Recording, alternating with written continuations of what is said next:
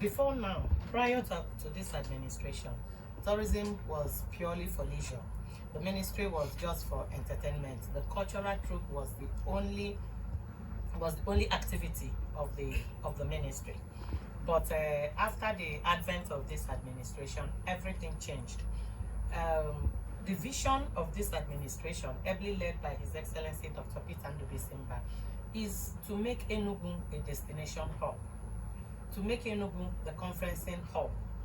Anytime I want to talk about my ministry, it gives me joy, because looking at where we are today and where we were coming from, you can see that yes, indeed, I always say Peter means business. What we have done in Nike Lake Resort Hotel is a PPP arrangement. If you go to Nike Lake today, we already have the upside down house, which is the second in Nigeria and the first in Southeast. Nike Lake Landmark is being operated by Landmark Group, African Group. Okay, now that has changed the narratives of tourism in Enugu. We look at ICC, the International Conference Center, which has automatically turned Enugu into the conference hall. Everybody now wants to come to Enugu for one conference or the other. If you go through that ICC, on a daily basis, there are a lot of activities upon activities going on.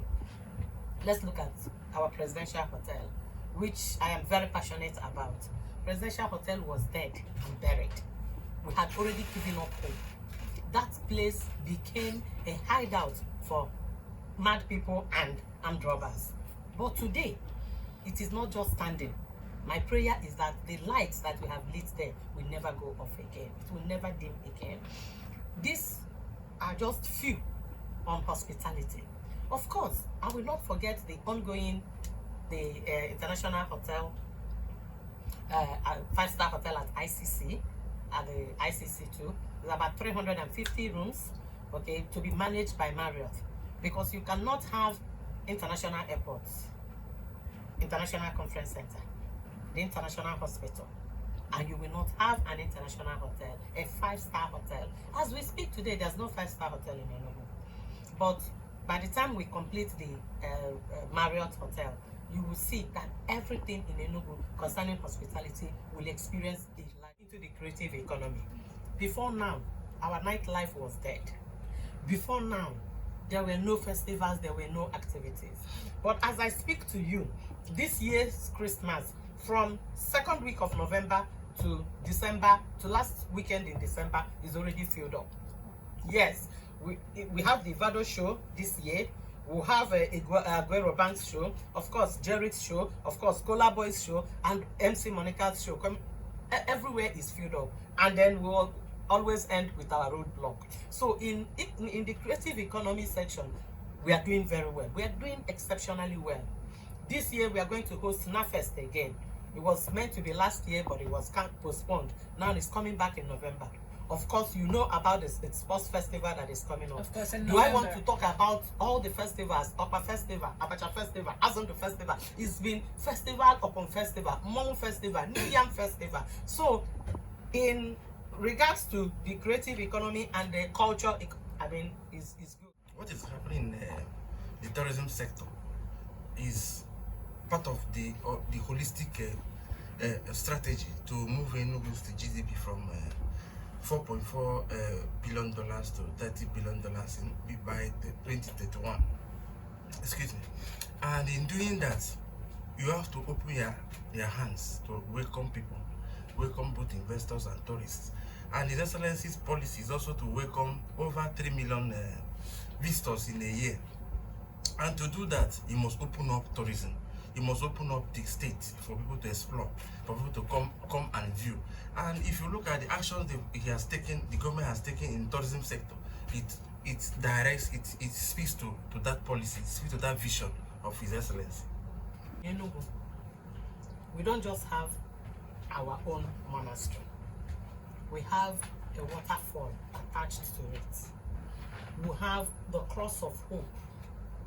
We have a cable car taking you from that Cross of Hope to the monastery and then to the waterfall.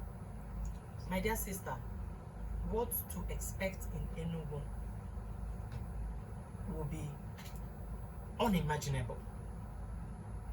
The boost that all these investments in tourism will bring to Enugu, everybody will want to go to Enugu.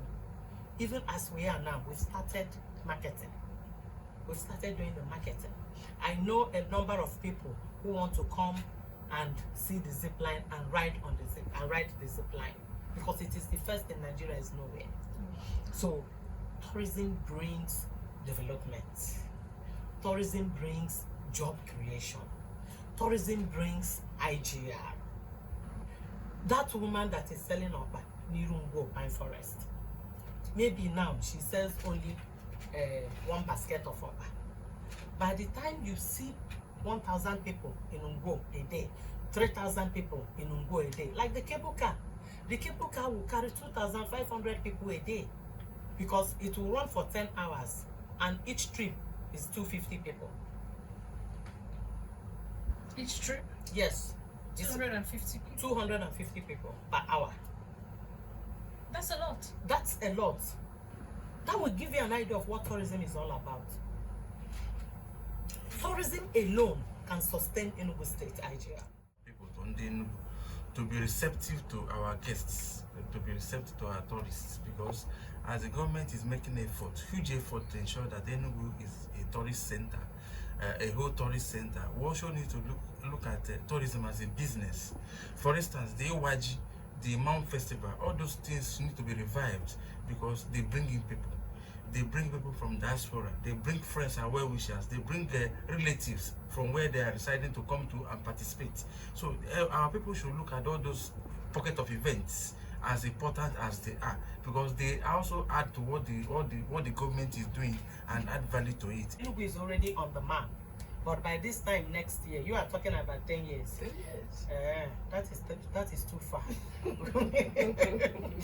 By this time next year, Enugu would have become the tourism hub of Nigeria.